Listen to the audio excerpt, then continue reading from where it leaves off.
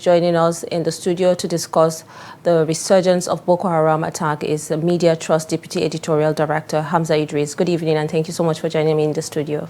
Good evening. Nice to be here. We are seeing reports of increased attacks by Boko Haram ISWAP during the holy months of Ramadan.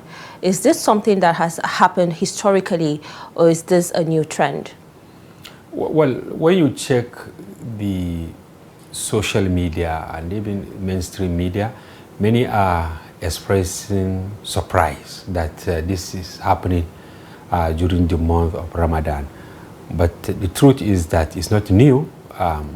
They have been doing it over the years. So it's not unusual, even though it's an unusual occurrence. It's reprehensible, but they have been doing this for a very, very long time. Why do extremist groups sometimes escalate attacks during religious periods like Ramadan? People are relaxed. This is one. And then secondly, they always want to emphasize, make loud noise so that the world will hear their mischief. So during Ramadan, high concentration of people, going to mosque to pray, observe Taraweeh, and then in the last 10 days, doing the night prayers and all that. So they take advantage of that, believing that by the time they kill people, they attack people, the news will go everywhere. And then for them, they are making a huge success, even though they claim that they are doing religious acts. But Islam does not, agree to their way of doing things. From a security perspective, is the timing of these attacks deliberate or coincidental? Well, I'm not a security person. I'm a security reporter, and I have covered the Boko Haram over the years. I know that even security operatives, they tend to be on the alert.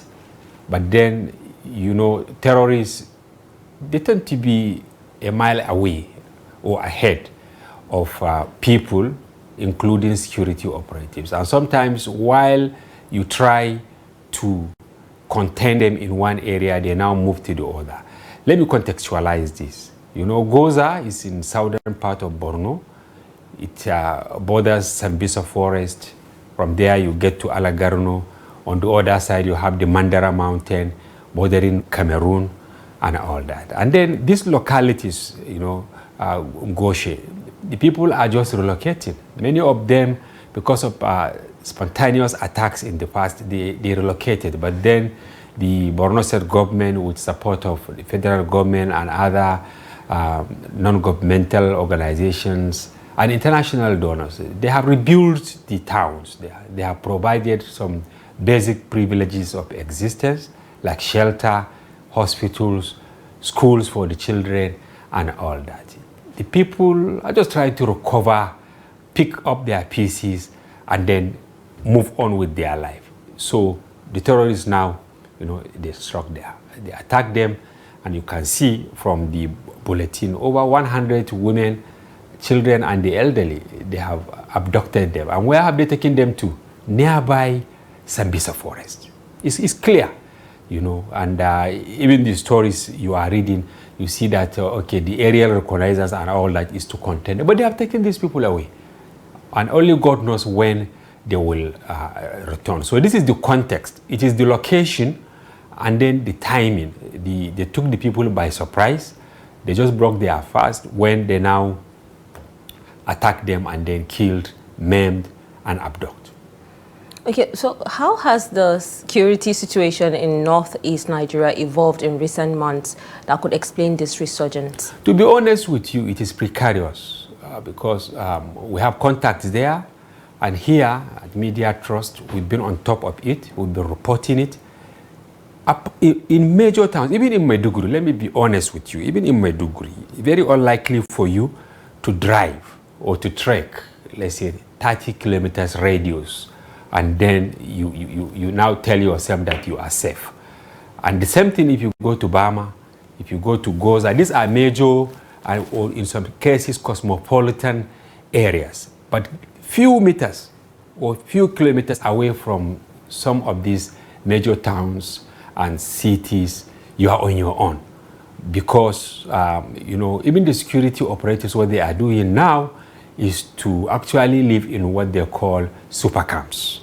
Because living in smaller clusters exposes them to danger. It exposes them to massive attacks by the terrorists. So they tend to now have massive sanctuary in a way. That is the military. So they call it super camp. I don't know whether they have changed the name, but then this is what they used to do. And it has its advantage and disadvantage at the same time. The advantage is that not all the time they will be overrun by the terrorists. Unfortunately, they have done that in Ngoshi this time around. But in some instances, they find it difficult to attack them. Then the disadvantage is that by the time they subdue the military, now the locals become easy prey because they will just attack them, kill them, maim, and then steal what they will like to take away, and then leave, victims left, right, and center. So it's a very serious situation. And as Senator Ndume said, for this to stop, we have to take the fight to the terrorists. You can't just wait for your enemy to come to say you will now repel. In most of the cases, they will say, okay, we have repelled.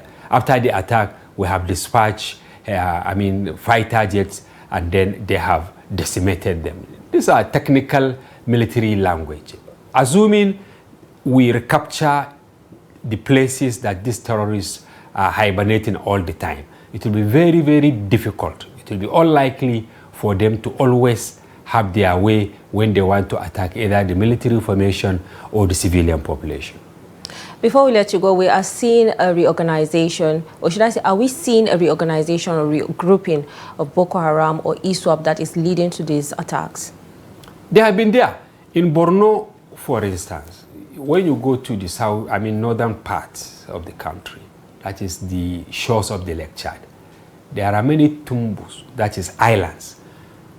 That is where they live. As we speak, we don't have military formation in those places. And then they are having a field day. Farmers are paying them to access their farms. Fishermen, if they go fishing and come back, they share it with them. They pay taxes. This is in the northern fringes of Borno. And then in the southern part where we had the unfortunate incident of Wednesday, you have the Sambisa forest. From there, you have the Mandara Mountains, and then you also have the Alagarno forest and all that. As I said earlier, you only have peace, even that peace is of the graveyard. That is in cities and cosmopolitan areas. So that is the situation that we are in now in Borno. But then, as you rightly said, whether it's resurgence or whatever, for me, it's not actually resurgence. Sometimes they hibernate, and then when they realize that troops have been moved to other parts, they now take the battle to where the Nigerian government or the military authorities evacuate the troops in order to go and salvage other vulnerable areas. So it's like we are trading our security operatives between North Central, Northwest, and Northeast. If there is massive attack, you hear it from government that, okay, we have asked a battalion to move to Ngoshi or to Polka. Then if there is attack in maybe Kogi or in Plateau State, it is the people or the troops that are actually, securing certain location, which is also a red spot, that will be evacuated to now be taken to another area that, an incident just happened. And we cannot continue like this. It means there is a wallowing up in the security architecture. There must be more recruitment. There must be more equipping of the troops. There should be also change in tactics. As I said, we can't continue to wait for the enemy to come and then we now repel. Or after the attack, we now say, okay, we have followed them and we have decimated them. We have been doing this since 2009 when we had the first incident of Boko Haram under this democratic dispensation. Thank you so much, Hamza Idris, for contributing on the News Hour. Thank you. Thank you.